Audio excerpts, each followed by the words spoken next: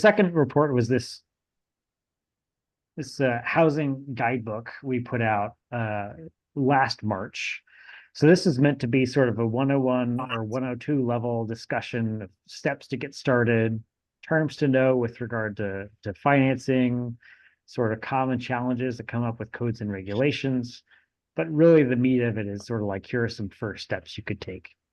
And as we wrote this report, we talked to some local leaders across the network. We talked to folks like Sherry Early, who's the executive director of the Incremental Development Alliance, or IncDev. They're a group that supports new developers, small scale developers. And we heard some themes clearly, like Sherry said, this quote at the bottom of the slide: you don't need to be an expert in all the types of buildings and developers. If folks could just know the general trends, you'd be pretty well set. Another thing we kind of picked up in producing that guidebook was more than a feeling, like the song, that there that a lot of really seasoned veteran Main Street leaders either don't have a housing inventory is kind of out of date.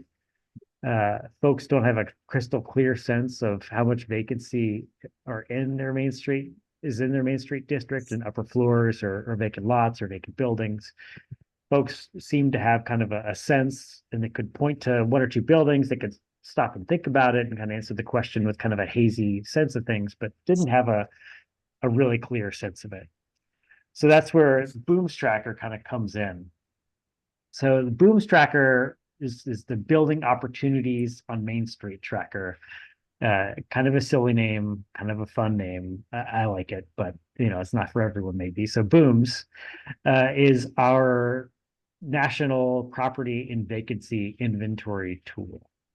The thing is free and made available, made accessible to all designated programs. We're looking to expand beyond just designated programs. We can talk about that in a minute. All we need to have is basically the boundaries of the district and a little bit of time to get the boundaries either up to date or added. But we're looking to build this out for as many folks as possible. It's map centric. It's made to be smartphone friendly.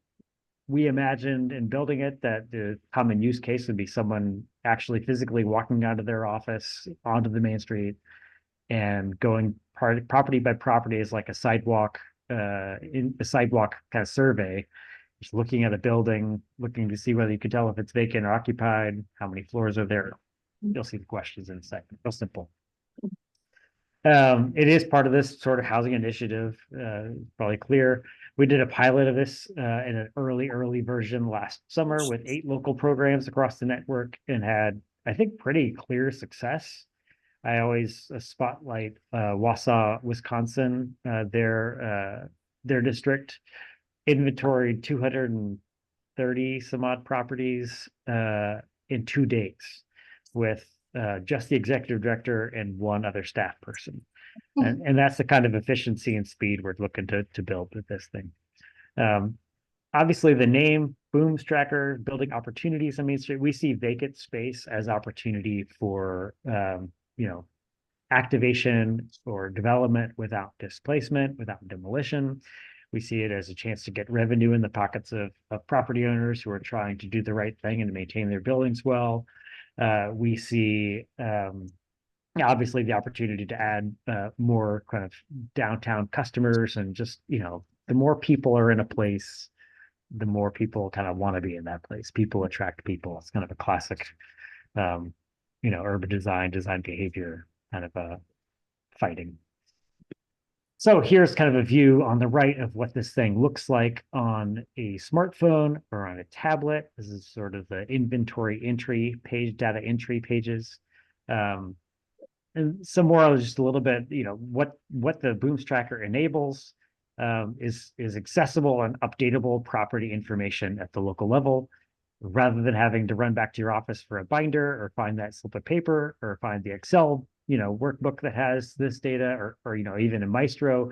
Having it as a map, having it as something you can just take out of your pocket, tap on the map, and see what you've entered so far, update that information, yada, yada, yada. And then every program in the BOOMS tracker gets access to a local dashboard. So this is showing Fort Pierce, Florida on the right. It's one of our pilot communities. So you have a view you can show to city officials, to your boards, to entrepreneurs or developers who are interested in buying buildings. I'll show you how that works here. I think now we'll switch to a live demo. As I pivot here and switch the program, any questions, yeah, anything coming up for folks as I switch gears? Yeah, okay. Hey, this is Kelly from Oxford. Thanks so much. Just a quick question. So we don't have a super large inventory of homes, apartments right now, but we do have 3 developments that are planned and that will be implemented. So is it, if we come to you and ask you to help us build this out right now, is it easy then to add in as we go? Oh yeah, absolutely. In fact, if you don't mind, Kelly, we could use Oxford as an example, as sort of a use case here, and actually look at one of those development sites, if that'll work. Are you willing to be the guinea pig? Okay, great. Yeah. So I'm going to quickly just show you what the BOOMS tracker page looks like, kind of what you see when you go to it. So at the end of the day, it's a website. It's not an app. It's for all intents and purposes just like an app, but you just access it through the web. This is the main page. I'll kind of scroll around and show you what's here, but just to highlight first, there is this about page at the top that talks about the roots of the program, why we built it, what features it has, what we were trying to do and accomplish. It's got links to our housing guidebook, that report on the state of housing, the housing quiz I didn't talk about, which is another resource. And it's got a getting started page where you can kind of just scroll through and see just what steps you need to take, what steps to take to get it set up and get established as a user, how to navigate the page and site, what the dashboard views show, all that kind of stuff. Mike, real quick, we get in that. Just a refresher for everyone on the call in person. We already gave Main Street America the boundaries of your districts about a couple years ago. So all 20-some Main Street programs in Oakland County, Mike has your boundaries roughly already in the system. And it's not just for housing, it's your complete building inventory, including housing. So I just wanted to put that preference in. So vacant storefronts. Thanks, John. Vacant storefronts, absolutely. Yeah, any and all properties, not even buildings, it's parcels too. So we're very interested if there are vacant lots that are potential development sites, you'd want to mark those on the map too. It's everything. Yep.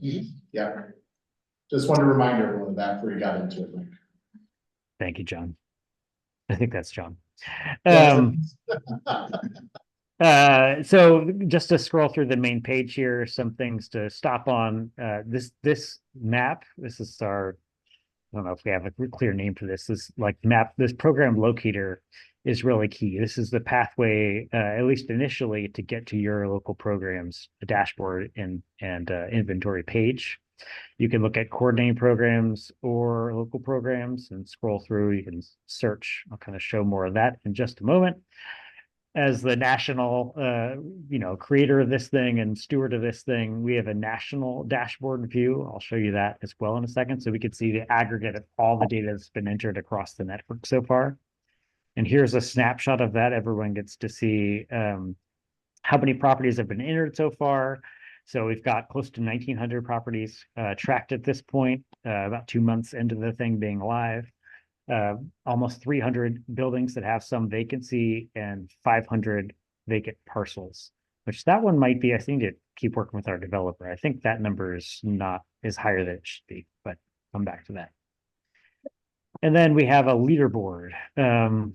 This is great. Point Pleasant, West Virginia has been jumping in. So I haven't looked at the leaderboard today or yesterday, got a new program at the top of the leaderboard here. So on the left side, we have a table that shows the most properties that have been entered by any local program. So Hilltop Campus Village and Davenport, Iowa is our current leader at 603 parcels. This guy, Brian Kramer, actually did a Q&A with him over email, and that was a blog post on the mainstreet.org site yesterday. If you want to kind of hear one person's take on the BOOMS tracker. And on the right, we got the as a percent. So Point Pleasant in West Virginia, it must have gotten every single property, 100%. So we'll be adding more functionality. We'll probably create some way to cross off those programs at some point that have their entire districts mapped, because it's no fun to have them sit at the top of the leaderboard if there's only 10 spaces. Yeah. So we're gonna I want to see some Oakland County on this list. That's what that's my goal here today, is get you all excited about it. And at the bottom, I'll just highlight, we have a feedback link. This goes to a Qualtrics survey. We'd love to have feedback, positive or negative, at how this thing goes. I mean, you can obviously just email us, but happy to receive it either way. So I'll show you quickly here on this map. We can click on Oakland County. That'll tell us, I think we have 20 programs for Oakland County entered in BOOMS Tracker right now. I think we should have 22, if I'm remembering right. Yeah, I think we're missing Pontiac, and we're missing Huron Corridor and Pontiac. Those two, I think, yeah, will get added in the first update, which I hope will be this summer. And apologies for y'all being missing at present, but we'll get that worked out. You have their boundaries, right, Mike? For Pontiac and Huron Corridor? I do. Yep. Yeah, I think something happened where those two programs were not on the 2023 roster for one reason or another, at least not officially, and it could be an administrative snafu. Yeah, I'm not trying to point fingers or cast aspersion. But that's the reason. Yeah, it's taken care of. Yeah. We took care of it. So in Oakland County, across the 20 programs in the platform now, we have 5,870 parcels. If you click around different states, like I know Iowa with that Brian Kramer guy, and Hilltop Campus Village, they're at 6% complete of their 11,500. I think down in Florida, they got a ton of properties. I think they're at 1% of their 12,000. So Oakland County, you got a chance to show up as you got a lower number as the denominator. You can get through here. The competitiveness now in the room. Everyone's looking like, we can do this. We can do this. Watch out, Mike. Here we come. I love it. Please. So I'm going to go to Oxford. That's what you said, Kelly, earlier. It's the Oxford DDA, I'm guessing. Yep. So we can, if you click on the name of the program, you can do that search like I just did. It'll zoom in on the program. Here are the boundaries that are entered. Beautiful. Looks like you got 316 properties in the district. And I'll tell you, we worked with a Detroit-based company called Regrid for these parcel geometries. So in case you wonder, and as we dig into the data, actually going into the dashboard view and the inventory view, you'll see that some data is pre-populated. Like I think for most every place in the country, we have who the owner of record is already in the data. We usually have the street address at least. Sometimes we have information about the building and the use. So we'll see. You're doing better than our village. Okay, great. So this is the dashboard view you'll see. And this will be a lot more interesting once we enter some data. But for Oxford, there's those 316 parcels. You see a lot of zeros so far because we haven't entered the data.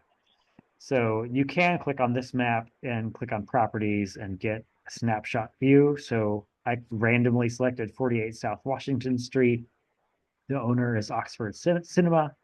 Looks like it's a developed site with a building. Looks like it's a commercial building. That's about all we know from Regrid. And that's all just stuff at the outset. So Michael, how often does that update? Because for example, that cinema sold, remains a cinema, but a different ownership. Okay. So that was about 4 years ago. So how often can these update? So that's a great question. They could update. So Regrid updates their data, their national data quarterly. But for a variety of reasons, I think we are going to stick with what we had at this point in time because the inventory, way to go in and access it, enter the data is going to be more accurate every time anyway. Gotcha. But that's a good question. So if stuff as it might get long in the tooth, and maybe at some point we'll have to say like do an annual update or do a every other year update of all that underlying data.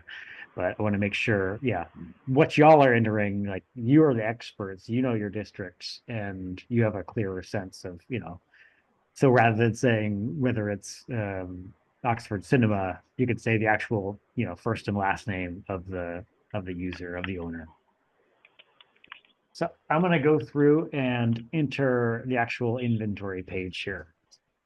So I clicked on that, go back to it just so you see that collect inventory button right below the name of the program is really, really, really critical. So that's the path into the platform itself. So I think, Kelly, if you don't mind telling me like which intersection to zoom in on, and we can enter the data. Maybe it's the development site you mentioned, maybe it's Oxford Cinema, but tell me where to go here. Sure. So if you zoom in towards the center there where it says Oxford on the right-hand side, which is East Burdick, there's a new build. The third parcel in. Yeah, I'm going to take a Other stab side. at it. Yep. Other This other side. side. Yep. There we go. Down to the right. I'll show you one trick here. So you can also, this is like the clean base map, but you can switch the base map and see the actual buildings, the satellite imagery, if that Nice. helps you navigate. We also have a OpenStreetMap view that's kind of somewhere in between those two things, a little bit cleaner, but so you're not necessarily in satellite view, but you're seeing more of the properties that are there.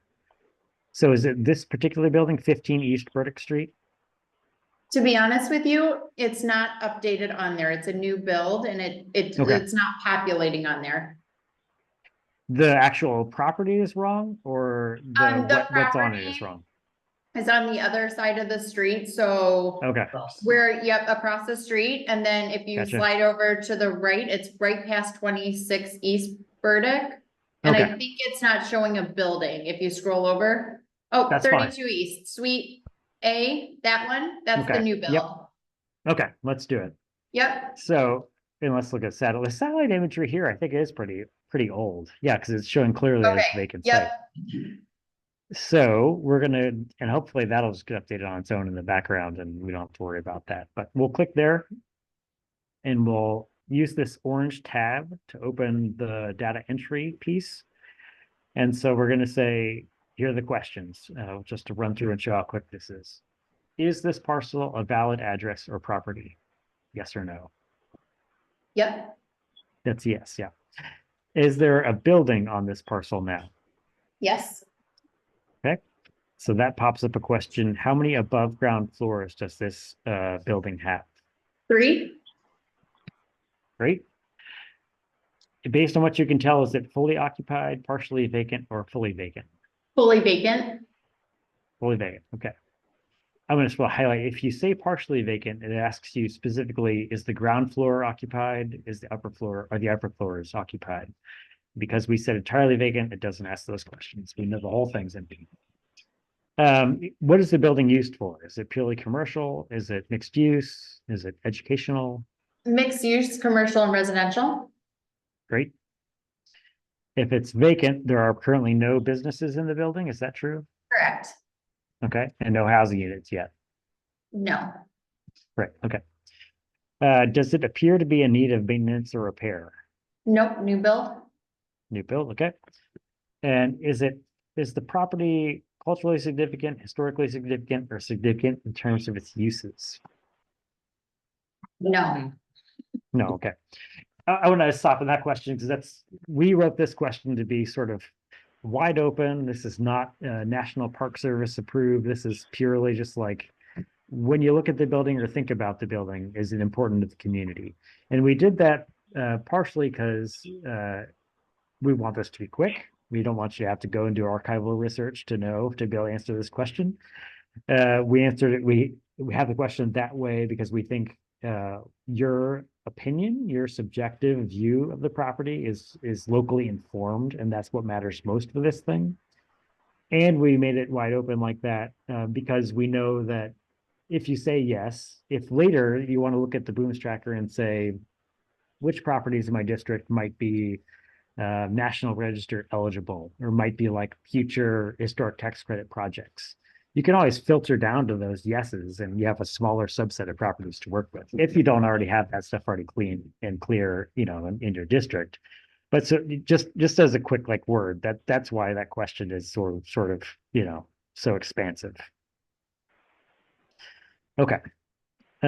Is there anything known about the history of the building or parcel? So previous known uses, it looks like Previous residential that was knocked down. was residential that was knocked down. Now new build, you said. Yep. Okay. So that's our kind of wide open notes field for history of the building or parcel. A couple more questions. Are there any environmental risks to the building or parcel? Flooding, Nope. earthquakes? Okay, great. Do you have any knowledge or insight about who owns the building? Yes. Okay. So here, this is one thing we're probably, some stuff I know is going to change and one thing that I think we should change. Right now, if you say no, it just skips the next question. If you say yes, it asks you, what can you say about the owner of the building? Is the Yep. building owned by someone familiar with Main Street? Can we say neglectful owner, please? Yeah. I'm not bitter Owned at by- all. Okay, a new build that's owned by a neglectful owner. Interesting. Yep. So we're going to update some of these fields. Like individually owned is currently an option. That doesn't make any sense to me. We're going to make that. I think we're going to actually just exclude that one. But we're going to clean up. This should say owned by someone familiar with Main Street, not with Main Street America. And we're going to get just a couple other things here. So FYI, some of this stuff is going to slightly change. Yep. Hey, Mike, on this category, is there a thought to add, I'm thinking of Pontiac particularly, is there a thought to add a category if it's owned by a LLC or that type of entity? If it's multi-owners? Yeah, multi-owners. That's interesting. Is that like publicly owned? No. It's a LLC of the liability. Huh. It may be. Yeah. There's a lot of buildings that are owned by LLCs. That's common, yeah. That's pretty common in a lot of our communities, I think. Right. Yeah, I feel like that's common in a lot of places. I hadn't given that thought. So as it stands now, you could always enter all that information. So we have another open field for anything else about the owner. And actually, yeah, Kelly, do you mind telling me some details I can write in here just as an example? So this could be the person's first name. This could be the name of their dog. This could be, their phone number, the last time you talked to them, how much of a jerk they are. Yep, Dave Weckel, aka Pain in My Ass. No, I'm just kidding. Just kidding. Dave Weckel, and it was actually a PUD agreement that was made 6 years ago. That's now gone south because the building is now just being finished. 6 years in the making. Yep. There's that dog chaos I mentioned. If you say POD agreement that was made 6 years ago? PUD. PUD. Oh, yeah. Okay. Yeah. Planned use. Gotcha. That was made 6 years ago. And it's gone south. It's gone Yep. south. Anything else to add to that? This is just as an example, but yeah. Nah. Trash Dave Weckel now. Okay. She's raked over the coals enough. Mike, I was gonna ask you on question 10, will it allow you to check 2 or just 1 box? Oh, yeah. That's a check all that apply. Yeah. Okay, you can check more than 1 box on number question 10. Okay, thank you. Yep. Thank you for the question. And then the last 2 things here are quickly, any other comments about the property, the building, the parcel, any red flags, any issues of condition, development challenges? No, I think the only thing there is that it is rentable space or condoized. Rentable or condoized space. Okay. What does that mean? You need to go condo? So he'll condo the building floor by floor. Got it. Okay. It'd be condos floor by. Okay. And so if you were standing in front of the building, if you happen to have a picture, you could upload a picture of it. That could be useful also for like if you have a historic photo of the building, you could upload that there. So you could have a historic photo and a current photo. You could update photos. You could add more photos. Someone asked me once how many photos you could add, and I don't think there's any sort of limit. So, you know, go wild with that. So that's it on that one. You enter, hit submit. I'll refresh the map. If we zoom in on the map, then we should see that property as hatched in blue, showing that it's done, which is great. And you could go on to the next one. I think the first time you go through the questions, obviously it'll be the slowest, but I think generally this gets to be just like a minute or two per property. I think if you once you get the hang of it and get pretty familiar. I'll come back and show you now on your dashboard view. We should see some information populate here. So far, none of these live demos I've been doing have gone completely south. Everything tends to work pretty well. Sometimes I have questions about things, but it's good. This is good. So we're showing one building with a parcel, or one parcel with a building. That building has some vacancy. It's got both a vacant ground floor and a vacant upper floor, since it's a 3-story building. You can see things like, you know, now we can see all your buildings that have been entered are entirely vacant. You can click on that and it'll highlight it. This is wrong. This is where I gotta push the developer, the GIS developer again. This should show potential housing units, should show, I think our calculation is, it's a vacant building. It should be 5 housing units. If we say for every fully vacant floor, upper floor, we say that should count as 1.5 housing units. And for every partially vacant floor, upper floor, it should be 1 housing unit. So I'll flip over to the national dashboard just to give you a sense of where this goes. So nationally, we see 550,000 parcels in the network. We've so far gathered data on 870.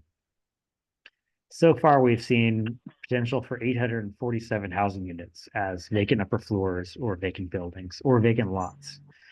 I think I misspoke a minute ago. Vacant building, maybe it doesn't matter to y'all. Vacant lot would count as 5 units. Vacant building would count just as upper floors. Yeah.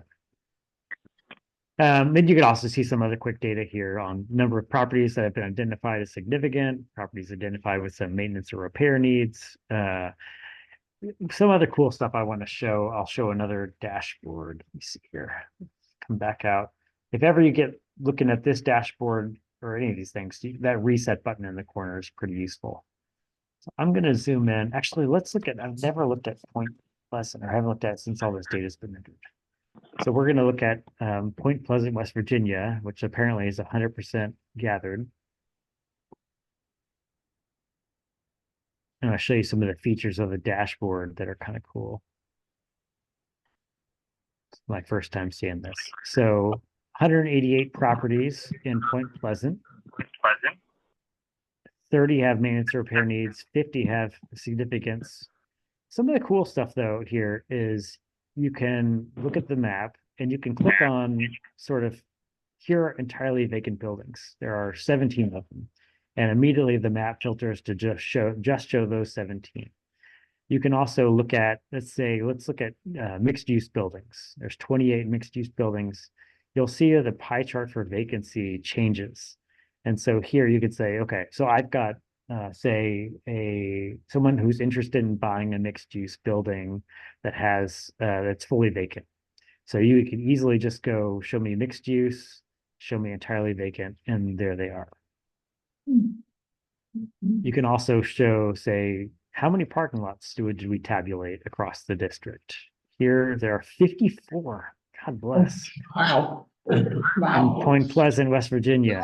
Problem. With 188 Yeah. parcels? Wow. Yeah, that's pretty startling, isn't it? Or what's up with that? A lot of parking. Here's where they are. So we're looking, I think we're going to add some more additional pie charts, some additional filters we can have on these things to show, for instance, buildings that are 2 or 3 story. You can click on the number of floors. I think that would be a good filter to have. I think it'd be great to have this maintenance and repair and significance be filterable as well. So we're really going to look at ways we can kind of add to that functionality. But you could see, yeah, so they tabulated 223 housing units with potential to add 75 more, 70 businesses. This is the kind of thing you can get and start to be able to show. And I hope folks will see that, like, that's, you know, this kind of thing would be useful to show to a city official, a city manager, to you know, a GIS department, to show to property owners, to show your board, et cetera, et cetera. Mike, can you scroll up a little bit? I want to see the bottom figures one more time. Oh, yeah. The other way. Okay, so you said there's 70 identified businesses. Is there a number there that tells me that there's potential or room for X amount more businesses? No, I've never gotten that question. Okay, well, So- I'm thinking, so if that, in this situation, if there's room for another 20 businesses, right, based on the properties, I think that would be a cool metric to track. Yeah. Is that Eric? Is that your voice? This is George Bennett. Oh, George. Oh, George. Yeah. Okay. Of course. I work with Eric, yeah. We banned Eric. Yeah. You banned Yeah. Eric. Okay. He's camping somewhere with a bear. So, just so, Okay. you know, think about that, if you think it's easy to put in, if there's a room for, you know, Yeah. whatever the number is, if there's another 15 businesses that could potentially be there based on Yeah. the local properties, I think it would be a good number to have. Yeah, that's a good idea. So right now, I think you could probably take a guess based on this ground floors with vacancy. So, you know, we entered that property in Oxford that had a vacant ground floor and vacant upper floors. And I can't remember, I think did it show 2 upper floors or did it show 1 when we saw the One. Oxford dashboard? Just one. So that's another one I need to push. So we got to get the developer to say, if it's a 3-story building and we said it's fully vacant, that should say 2. But the ground floor should be a reasonable count or a reasonable guess for opportunities for additional businesses. I'm going to think on that one some more, George. Thank you. Yeah. See, last things I want to show. I think that's kind of the demo on the platform. I want to flip back to my slides real quick, but while I do that, again, other questions coming up for people? Just as a reminder, Mike, you're doing a webinar soon, right? On this as well. I am. That's going to be on one of the next few Yeah. slides here. So if you didn't hear Mike talk about it, the national conference in Alabama last month, there's a webinar coming up if you want a refresher course. We sent this out to all of you guys when it started to roll out because we've been looking at this for the past couple of years and knew there was a need in the county, so great to see it roll out. So you guys should have gotten a message to all the programs locally about how to reach out and request your login credentials. So if you haven't done that, do that. Yep, I got Yes. that on the slide here in a second. And I'll share these, I'll send these slides as a PDF They're all as soon as writing we down, I wrap up. can't see it, so. shame on all. Well, so yeah, I called we launched this thing in mid-April kind of fully, but this is a new one for the research team in that it's like a resource that's gonna live on. Like, so, you know, I'm not disheartened. I'm not too disheartened that we only have 200 users so far and 1,900 parcels. So we only got, you know, 548,000 properties to go across the network. This is sort of like, so I'm calling this a soft launch, you know, but we do have that official webinar next Thursday, the 20th, at 2 p.m. I can't remember if y'all are Central or Eastern. 2 p.m. Central, 3 p.m. Eastern. 3 p.m. Eastern. Yeah. So yeah, if you have more questions, please come to that. We will record that and make that available sort of on demand in all of our channels. So yeah, but please do come if you're interested, or to tell your friends and neighbors. And then the last bits here, I think I have 2 slides left. So the platform, you know, does have limits today. Right now, it's just got those 20 programs, not the 22 it should have for Oakland County. Apologies again to Pontiac. I think we do have boundaries, like John said, for those two missing programs. So that I don't think y'all need to do anything at all. We'll just get it built on as soon as we can get this GIS developer Blue Raster to work with us, which I think will be, yeah, I'm hoping for July. It could be August, that kind of a thing, but certainly in the next few months. And same token, if you look at if you go to Booms Tracker, you get your credentials, you look at your district and something looks awry about the boundaries, we can update the boundaries. So just send us a note via email. Just get a hold of us and let us know what changes need to be made, and we'll get that sorted out. Right now, we are missing a way to export the data automatically. There's no download button. There should be a download button. This was a miscommunication on the part of the developer and our team. We are going to get that added. So I sort of see, if you're entering the data, it's your data, not, it doesn't belong to Main Street America. It belongs to y'all. So you should certainly have access to that. If you go out tomorrow and enter your entire district and you want to get your data, email me and I can manually on the back end export the data. I'm happy to do that.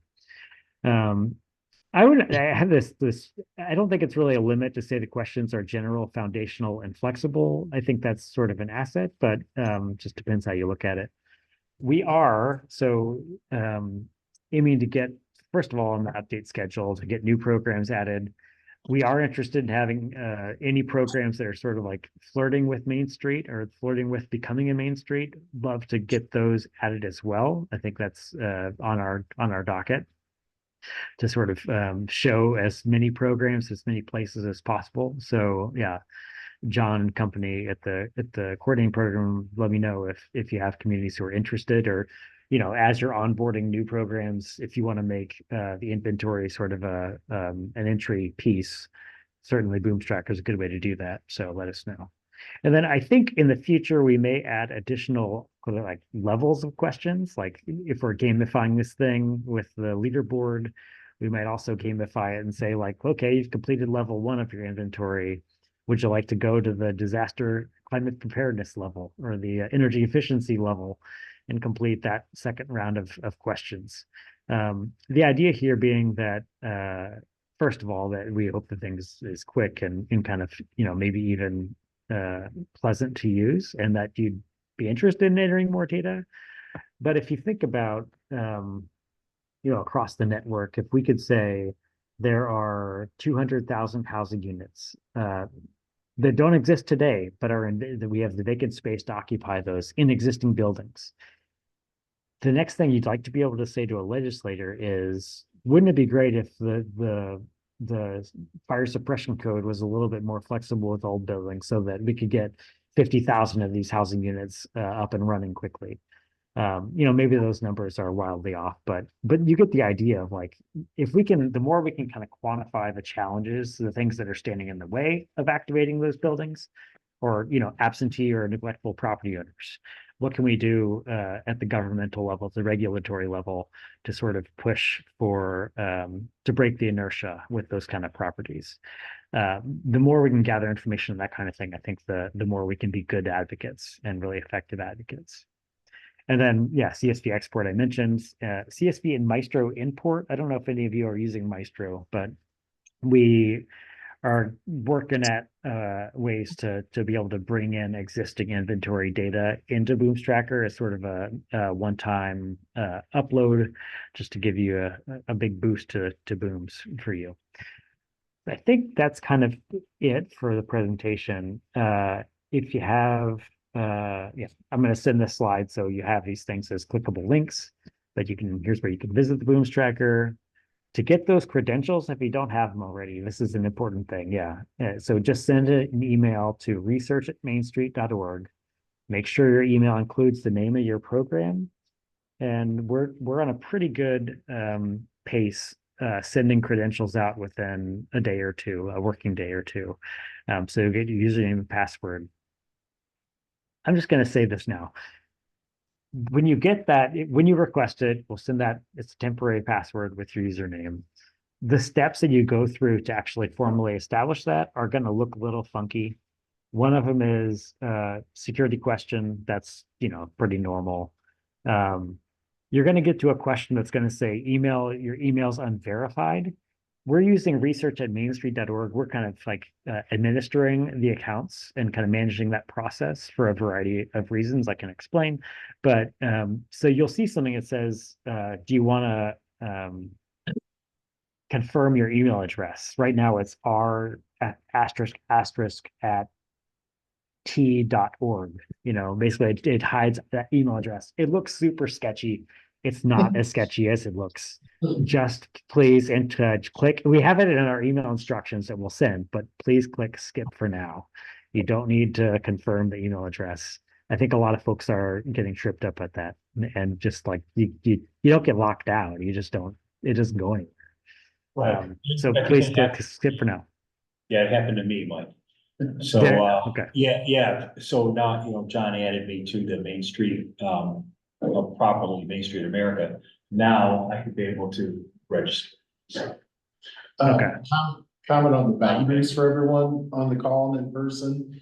A couple of years ago, when Main Street America was starting to develop this with us, and I mean, all the coordinated programs around the country, not just us. But Mike and I jumped on a call and we literally looked at each one of your boundaries and just kind of determined that. So for example, Nick is sitting here to my right from Holly, that we looked at your boundaries because some of your DDA districts have some really wonky boundaries that go way beyond the traditional downtown core. Like Holly goes up to Grange Hall Road and takes in all that commercial newer strip mall stuff. So don't be surprised if when you do look at your boundaries, that it's more focused on your traditional core versus your huge official DDA boundaries. In some cases, that's more the modern commercial strip area, because our intent through Main Street is to focus on more the commercial area. But if you really feel strongly about adding that back in, like, hey, why don't they lock this down to this area? We can work with you guys to adjust that, but we tried to keep it centric to the traditional core area versus what may be your official boundaries, just so you know when you see them. Well, you see, Jenny had asked the question too, can you add property information that's not in the boundaries? And, is there a good reason that we should or shouldn't? Oh, good question. Did you hear that, Mike? So from my perspective, so Jenny, to your question, well, first of all, we do so every property that touches the Main Street boundaries is included and is actually, updatable. We don't have the entirety of all cities properties showing on BOOMS. So it's actually, the answer is really it's not possible to enter the data that way. I think you could probably imagine like that becomes pretty challenging. Like where do we draw the line? How do we not just have the entire country's properties updatable? So the desirable piece, I think that's an interesting question. I would say if there were properties that were just outside the specific district boundaries that you thought would be worth tracking, we could update the boundaries and draw those additional properties on. And I think that could be desirable in some cases if there's like a primary, like a prime development site or something like that. But right now it's not in. Yeah. I don't know, but I'm curious, John and others, if you have this perspective. But go ahead, please. To clarify, I was just talking with our CED director about this and some initiatives that they're looking into for sort of tracking properties throughout. And so in Ferndale, we're 4 square miles, but we have a very concentrated downtown, but then some areas that would be adjacent to that or nearby to it that I think would be worth tracking. So we wouldn't want to get out, like, I don't think fully into like the residential neighborhoods, but there are some very complementary areas that are outside of our downtown. And I think makes sense to maintain our official downtown boundaries, but still look at these opportunities that are nearby for a variety of other reasons. Hey, Jenny, to that end, are you guys thinking, like we were talking about recently last week, and we've been having these conversations in Ferndale for a while, that potentially you guys have multiple districts that could be in Main Street, like Livernois or like Woodland Heights. Is that what you're thinking of as well? Sorry, yeah, I lost the very tail end of that, but yeah, this is it's for a few different purposes. Like that has always been on our radar of what is complementary to our specific downtown Main Street. And then this is actually just something that we're looking into with CED more broadly outside of stuff that this is from a conversation this week. Right. Cara, did you? But I had already let them know that we were going to be looking at this tool that, Mike, I saw you present part of it at Main Street Conference in Birmingham. And I was like, hey, let me get some information about this and if it's something that we could use. Yeah. So you guys are all in the system by being missed the email originally or didn't see the post or anything like that. Go ahead and request your credentials. Let's start getting on board for Oakland County. Yep, and I think Kara, you had that question in the chat. I saw, yeah, I hope we answered it after you asked it at research@mainstreet.org email, and just send the name of your program, and we should be getting back in touch. And yeah, you can also check your boundaries just by scrolling around on the BOOMS tracker. So yeah, if folks have any questions, you can do it that way as well. You're gonna walk on Main Street. So, Mike, are we at 0.1% now? Have we finished anything? With that one property, I'm just saying. That's probably point Let's zero see. six five one. So Mike pulled up I the think- map county. Can you zoom in on that again, Mike? Yep, yeah, 5870. So yeah, I think you have 5,000. You have to get to Yeah, 58 properties. 58 to get to And of 1%. course, Kelly picks like a slumlord to start. with. So nice. I was, So let me tell you. let's see, just do a quick visual check here. I'm sorry, I zoomed one more time. Should have zoomed back. Oh, here we go. Okay, gotcha. So 5, 6, 7, yeah. Athena, I know Athena's giving me the eye. You guys were included originally. It was a glitch and you're on coordinate. To say Wixom's not. Wixom's not, but it's because of the issue with the non-renewal of membership. Yeah, So yeah. they get that fixed. That's gonna get remedied July 1st. So can you zoom in around Ferndale? Looks like I want to make sure Clausen, Hazel Park. Yeah, see, it says 4 and 2, so Yeah. in those circles. Oh, there's the list. and that's- Yeah, it was on the left as well. So you can see Ferndale, Royal Oak, Berkeley. Berkeley. Oak Park. Yeah. Yeah, cool. Lakewood Village. So when is it anticipated that finance is gonna be added in? Is there a time frame for that as well as? Yeah. It's on them. That'll be, yeah, the first update we have. So I think, yeah, this summer. Because we already have the boundaries drawn, we already have them at hand. So yeah, we'll get that worked out. And yeah, I do not I'm only embarrassed and apologetic, Pontiac. I don't yeah, there's no reason for it. So We'll get it sorted out. So in other words, Pontiac could be on there Monday. Monday. I wish it would be Monday. So the developer does have to draw the thing. Yeah. There's some steps involved. We'll get there though, Thank you. of course. Mike, I had a question for you. My name's Tony Cook. I work with an organization called Oakland Thrive. And one of the things that when you were going through the reports on the front end, there was one of them that said housing quiz. What is that? What's that about? Oh, I love that you asked that question. Here, why don't I, as long as y'all have a second, and yeah, Tim, give me the boot if you need to move on to the next item in the agenda, but Oh, no, you're good. okay, let's look at the housing quiz. So the housing quiz, we had this idea, so we, in developing the guidebook and the state of housing report, we had this idea, like, what would be a fun way to point people to resources that are specifically tailored to their circumstances? And so my colleague, Emmy Marita, led the work on this. Like, we tried to make it a BuzzFeed quiz for Main Street housing, which is kind of a goofy idea. But So if you're not familiar with the BuzzFeed quiz, it's, things like, what kind of sandwich are you? Or like, what kind of, which character on the Cosby Show would you be, or something like that, So the housing quiz is 12 questions, I think. It uses AI as these imagery. We didn't want to badmouth any Main Street programs, so we used AI to generate programs. So I'll just kind of run through just to give you a sense, at least a character of what these things are like. So I'm just gonna say like test Oakland County. So it'll say, which of the following best describes the quantity of vacancy? Do you have some vacant upper floors, buildings, or lots? Very few, many vacant upper floors, or I don't know. So if we said, let's just for the exercise, say we have many vacant upper floors. Housing costs have already displaced or threatened to displace residents. Housing availability and affordability for workers is a challenge. There are virtually no housing options due to unaffordability. Let's say there is some rehab happening. I'm just going to run through these. Say there's some infill.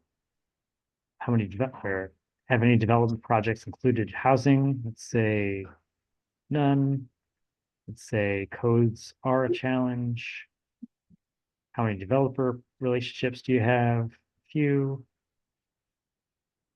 Degree of engagement, say highly variable. Is your organization involved in efforts that support housing? Yes, and it's been successful. As you track development opportunities, you should be doing that with BOOMS tracker. Say somewhat. And then does your organization support businesses or amenities that cater to residents? Let's say to some degree. Just as an example. So you hit finish and it says, oh, you're a Main Street superstar, but you're grappling with a housing challenge. See? This is a cute little image. And then if you click next, it tells you a little story about your situation. If you click through, it'll say, okay, we recommend you look at building inventories and market studies, housing affordability, and vacancy. So let's look at those.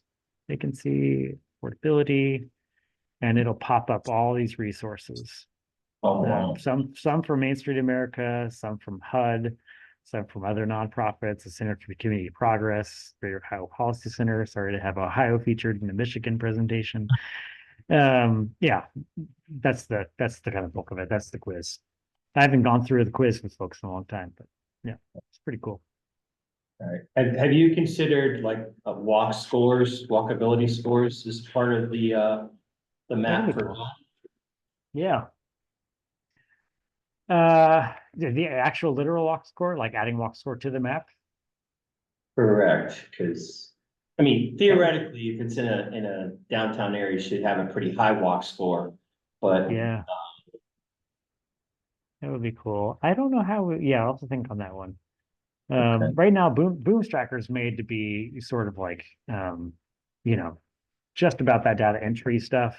We could certainly add on the ability, or add an additional map like that shows BOOMS tracker data, but also has other features like that. I'll have to think on that one.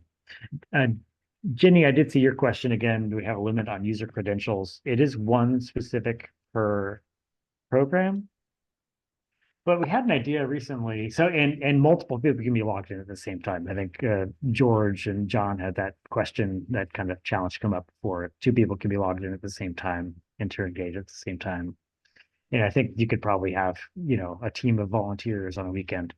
But we did have the idea recently come up of like, there's virtually no reason why we couldn't set up like 20 or 50 volunteer logins and have those kind of available by request. So say, in Ferndale, you're going to have, all of your committees come out, maybe some residents come out to do the entire district in a day, so you could email us and we could set up and say, okay, for this weekend, we're going to give you these 10 additional login credentials, just so multiple folks can be out there and you can track what different users put in and you can kind of sort through that data that way.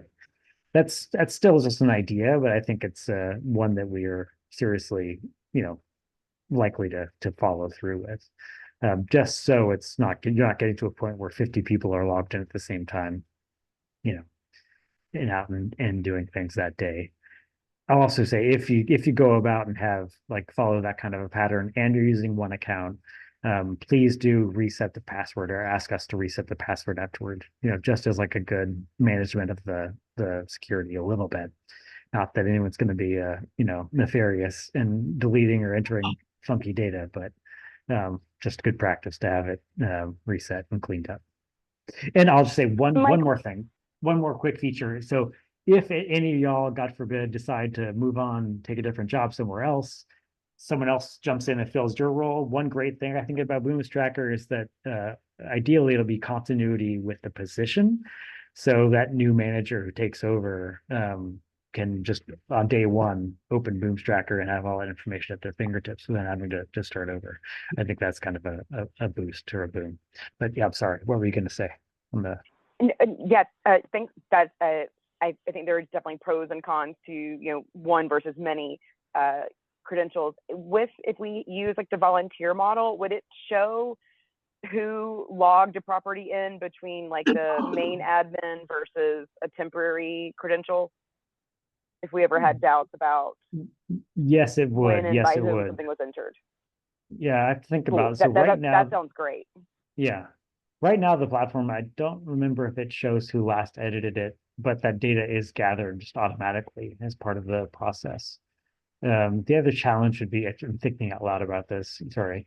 The other challenge would be, it would say probably like, it wouldn't show the name of the person. It would say like, you know, volunteer position 10. And so you'd know who was a volunteer versus who was the executive director in that kind of a situation. And maybe that's all you need to know, but it might be challenging to say whoever volunteer 9 was that day was really not paying attention. Yeah, whatever. Yeah, I think that would be sufficient between just who Good. generally who did it, or if it was staff or non-staff. Great. Yeah, we should be able to do that.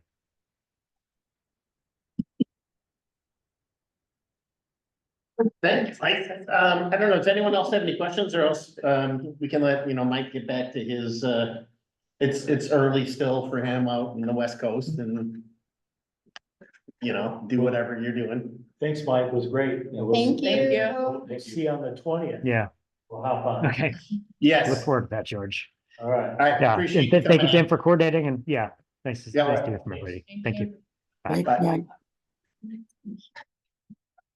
All right, I mean, that was really nice to get that walkthrough. I think that's helpful, because it kind of shows, it is an easy process, and it's just, it'll be time consuming, obviously. But the beauty of it is once we're done, then you're just in maintenance from that point on, so it'll be good. And it's really cool. And it's probably a good thing if you ever have any interns or anything, so. So for my clarity, cause I'm new to this, hi, I'm Megan Summers, I'm Powe County. I work with Deputy Sean Carlson, Economic Development and Information Technology, so that's who I am, I'm not a stranger, and I live in Oxford. As far as adding, like he sat and took information in from you and you shared and you typed it in. Is that what they're going to be doing, or is someone on the team gonna have to do it? That's what we'll be doing. That's what we'll be doing, So yeah. there'll be an assigned person from the different main streets that will be inputting the information? Yes, so that's why, you know, every one of the Main Street organizations will get an individual login and potentially more than one, like you talked about. It'll be up to them to fill that data in. And once it's in, and then anyone can access the data once it's there. You know, when you go in, if you have the login, you can see the property data and all of that, but it'll be the responsibility of Ellie and Laura and Whoever Nick is- and, yeah, exactly. Whoever is assigned to. Yeah. Okay. And this is all specific to the DDA areas only, right? Well, the Main Street, so, and, because I know John touched upon that briefly. So we always overlap those two words, or, you know, we say DDA and Main Street. In a lot of cases, the Main Street might be exactly what the DDA boundaries are, like it is for Kelly here. But for Nick's got this very big DDA boundary, and when we talk about Main Street, it's a smaller boundary, so we're gonna be looking at, for this, just that smaller That core, boundary. that John. Exactly. Okay, Mhm. thank you. I mean, I don't know how you guys are feeling. I mean, you know, I think from a director standpoint, we just think it's another thing of work that we have to do. Yes. But I'm almost thinking that this could fall under our economic vitality group. Yes. And maybe it's something where we challenge them, since we meet on a monthly basis, that each person in that group logs 10 properties that month. Mhm. And then see if we can get some help that way. Yeah, and that's an excellent point that, and it's never lost on me because I was Yes, you once a know. downtown manager and people, oh, you can do it. Yes, I'll do that with the 50 others. Yep. There's not a timeline for you, so that's important to Yeah. remember, you know, we didn't say you've got until the end of July. No, you've got until, you know, you can get it done. And you're right, it's a perfect opportunity for like your economic vitality Yeah. committee. You've got someone who's willing to take up that, you know, as a volunteer in leadership. And I think, you know, what, like Michael talked about, the possibility of creating even like that, generic login almost. Yes, It can be, if you have, for some of you who do have additional staff people, that's in the sign up for them, it can be an intern, it can be. Yes to all of that. Yeah. And again, don't freak out like, oh my God, we have to have this done in 2 weeks. No, you know, we'll get it done. It's as kind of appropriate. ongoing. Yeah, Yeah, I would hope that we could all try to get this done by fall, if possible. This is a huge tool that will help you in so many things. And I can't tell you, as a previous consultant, how many of these I've done on my own. It's just a huge tool to you. The fact that you'll be able to pull out your parking and look at your parking, to know exactly how many spaces you have at any given time, what all your vacancies are. This is just a really huge tool. And the fact that you could throw pictures in it, I think that's huge too. I don't think we need to expect to go to the additional levels like you talked about immediately, but those will be amazing, right? Because when we've talked about this before, the other levels that we're always looking for are historic development, accessibility, and then getting into that to disaster preparedness and other things. You know, we'll look at those, you know, down the line, but those will be very huge tools. And for those of you that haven't experienced a natural disaster or anything in your downtowns, it might not make as much sense to you, why it's so important. But I know like Ferndale they had a huge flood and lost records, all sorts of stuff. It just helps you know, it helps the fire department better know too, which buildings are vacant, which are occupied. It's just a great resource. and a good point to add to that, which I think is important. You know, you can build the data as time goes, you know, and add additional information. What might be beneficial is if there's a base that we all agree, you know, you've confirmed the address, you confirmed that it's a 3-story building, you confirm the use. Let's at least say that we do that.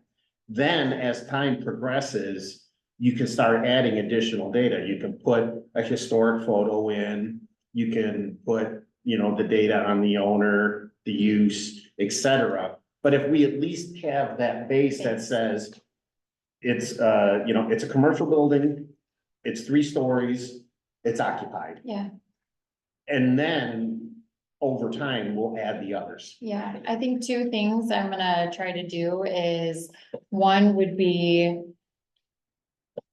see if the village can help with this, because the building department and things like that, as things are updated, would be so beneficial, because they just tried to do this where they tried to get a caption of all the rental properties in our downtown, because the fire department was requesting something like that. So I And truthfully, you should think be this able would to be so go, helpful for them too. in any community, you should probably be able to go to your fire department and or your building department with these parcels and say, hey, is this occupied or unoccupied? Yes. You know, when's the last time it had a fire inspection? They'll have that, and they may not enter the data for you, but if you put it into like an Excel spreadsheet, then you can easily Yeah, input the data easy. yourself. Yeah, So that's always an option too. agreed.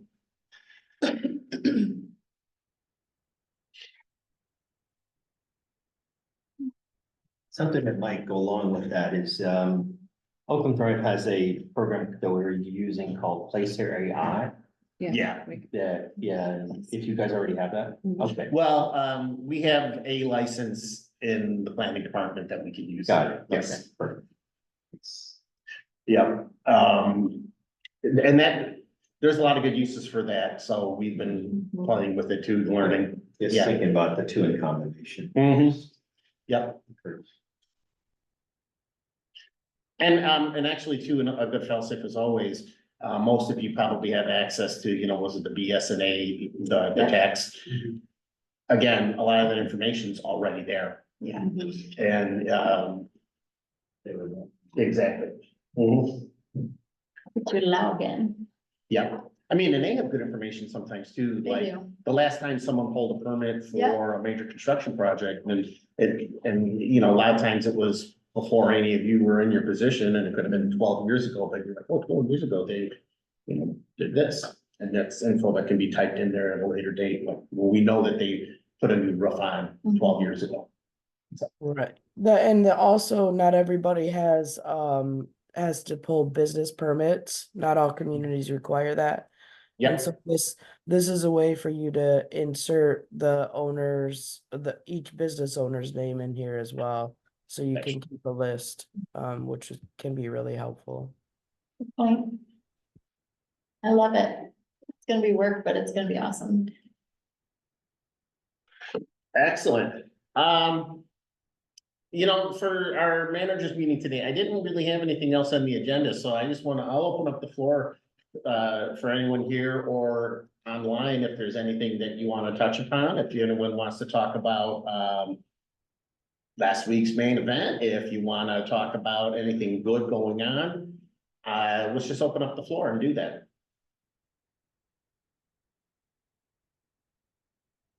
Yeah, see, I'm gonna Crowd goes wild. I was gonna do the John Bryan.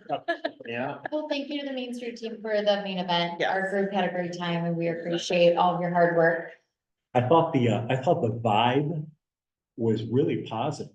It was It seemed like awesome. people were really excited and energetic, Yeah. you know, just looking at the crowd, Mhm. everybody was pretty up. Yeah. Well, and I've heard this and my personal read on it is, but I think we were long overdue on opening up the awards to, you know, not just our select level, and it showed because we received so many good, strong nominations, and we had really good award winners come from non-select communities this year, so I think that should have been done a long time ago, and I'm glad we did it. I do have some professional pictures by the photographer. They're on the K drive at Oakland County. I will send them to all the downtown managers, and you could use those to post if you feel free to, okay? I'll send to anybody that got an award, I'll send those pictures. Probably might not do it first thing Monday morning. He's gonna do it as soon as he leaves here. To add to that, we had 3 new board members that attended from Ferndale. So they are new to a lot of the DDA considerations. They are new to Main Street, and it was they were really excited. It was very cool for them to see what other communities are doing and to really be part of this in a way that's outside our community. And it really raised the bar for them, I think. So it was great to let them talk with other, or to have so many people talk with other counterparts from different communities. Yes. Same with Wixom. We had our first elected official, our deputy mayor came. And then he spoke about it at this past Tuesday's council meeting. And he was very positive and encouraging to the other council members to go. So that has now sparked all their interest. So not that I want them all there, but Yeah, but it is good to bring them and to bring people that are, you know, from council or all of your board members if possible, your volunteers. Some people used to use it, I was trying to think, Ferndale used to use it as kind of like a volunteer celebration too, because if you volunteered a lot, they would make sure that your way was paid to the event. So there's different things like that that you can use it for. I was Yeah, thinking, Annika, we did that this year, so we did it for all of our committee members or board members and their spouses, like, that we paid for them as a thank you just for their commitment, and that went over really well. We did the same. Yeah. oh, that's awesome. That's awesome. I'm glad to hear. I just was so thrilled to have Erin there. Even though she didn't, she couldn't stay long. We had her for the day and we're trying to show her as many places as we could throughout Oakland County. We tired herself as well as ourselves out in the process, but it was really cool. And I don't know, I just really enjoyed what she had to say when she got up there. I think what she was going to say changed throughout the day, right? Because when she first told us what she was going to talk about, was really good, but it wasn't what she talked about, I think, because of all the things that she saw. So she was so happy and so thankful for all of your time as well. Mhm. Well, I also think the enthusiasm with, a new venue.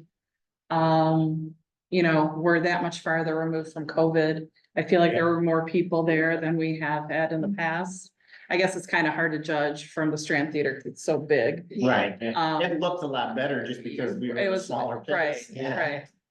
So overall, I think besides, for us, southwest corner of Oakland County, taking, over an hour, almost 2 hours to get there. But I fully am in support of keeping it in early June when the weather's nicer. Yeah. And we can, And thumbs up on the event. On the Yeah. Yeah. And we were talking about it yesterday, keeping it in like a June event too opens up venues for us too, because, there's some outdoor venues we could possibly use too. So that's something to, think about as we progress. Yeah. Yeah. I have is John's not on anymore, is he? No, No, John John left. Okay, just you to can say give you a whatever you heads want. up. Yeah, we will probably be back at the Roxy again next year Yes. because it's our 25th anniversary and Rochester was the first Main Street community. But after that, I think there'll be an option to move it around, and it sounds like maybe we'll even put out, um, you don't really obviously bid on it, but you kind of put in your interest if you have a place big enough to host it, and there'll be like a deadline to do stuff like that. So I think this will be pretty exciting. We used to move it around a little bit. I mean, before I worked with the Main Street program when I was a volunteer, but I remember one year it was held at a golf course, and like everyone was upset because why is it at a golf course and not in a downtown? Mhm. So anyway. Yeah. I don't want to keep anyone on a Friday afternoon. I'm trying to take a couple quick things.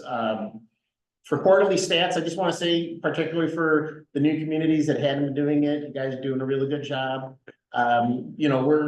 We've got some stragglers, but that's exactly what we would expect, particularly throwing it out to new people. So let's just keep on doing what we're doing. And if anyone ever needs any help, just come to me because I'm here to help you with that. And then on the placemaking grant, we're progressing nicely.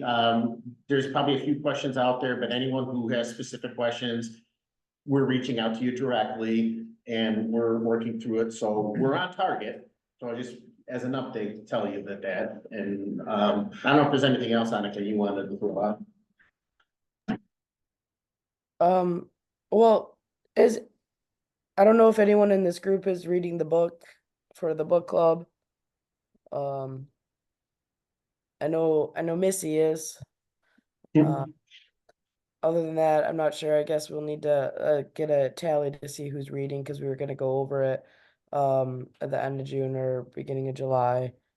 And then yep, Summer read it. Okay, cool. Well, I'll put some information out there on that. Tim, do you want to give who else is in the room? I'm sorry I don't have my camera on. I just feel awful today. I don't think you want to see my face. But who else is in the room? Do we need to give time to anybody else in the room real quick? Well, there's, Tony, do you had anything you wanted to say for Thrive, or Megan has anything she wants to say on behalf of the county?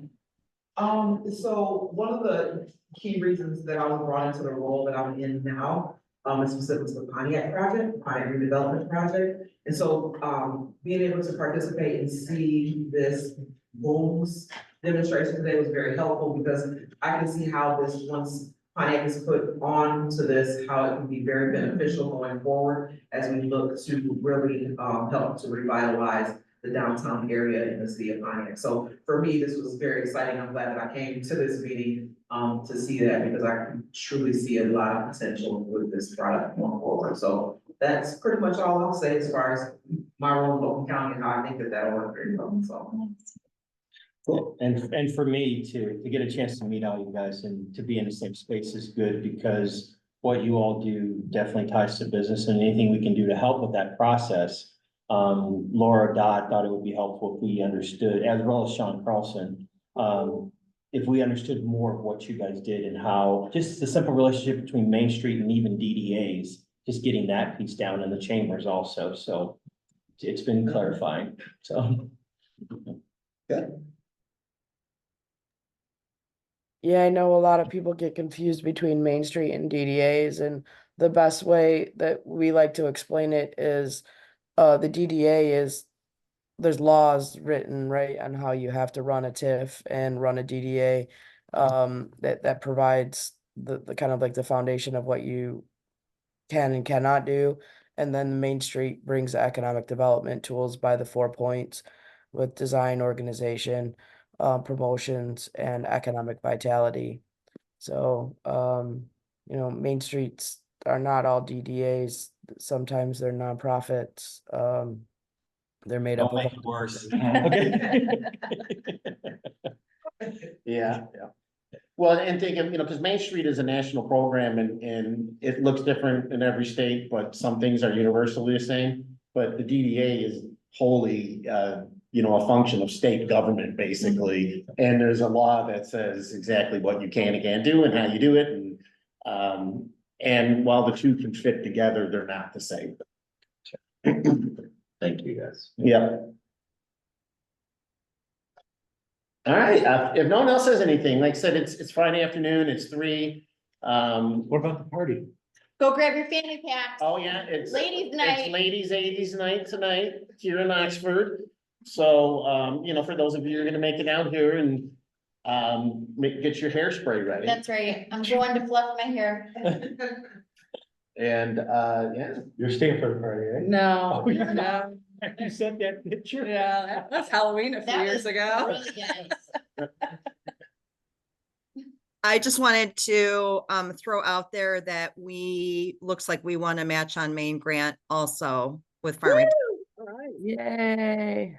So, and it's something we saw that email, and it's funny because of course, it's not official yet, but it looks like No. Farmington has too. Yeah. And so, if we could, hopefully, there was some influence when we told the state, hey, how come we're not getting them? Yeah, And it's paying off, because now we can ideally say that at least at a minimum, Oak Park and Farmington are gonna be getting some grants. cool. Yeah, we're super excited, and I just can't wait till it's final, because the business owner is just gonna flip. So yeah, Awesome. all good. No, that's so exciting. Well, hopefully we'll get a lot more people to start putting their applications in now. Yeah, Great. yeah, exactly. Now that they see that we are eligible, Mhm. then that means more of you're gonna get, get your application. Exactly. Oh, actually, I just thought of one more thing. So the main event, the main event is over, and so now we're gonna move on to accreditation presentations. Mhm. We just got all of the certificates for select level communities and any other community that is, what's the other term? What do we have? Yeah, well, the. Affiliate. Affiliate. Affiliate, but so just remember, obviously, Main Street Oakland County has 3 levels, select partner and, Allied. yes, and then, but Main Street America only only has 2 levels. So if you're select, you're selected. All the other are Affiliate, right? affiliate. So everybody who's a member can get the affiliate, and we can do a presentation in front of city council for you and give you the your plaque with your certificate. And that is, it's really huge for the program because it gives everybody more eyes on the program and eyes on what you do. And we keep it really brief and short. We keep it to just 5 minutes. So, and then we always we'll get a big picture, Mhm. your board and council, and send that to you, and then also post it on all the socials. So just think about that and think about when we can get in front of city council and help us with scheduling that, please. Yeah.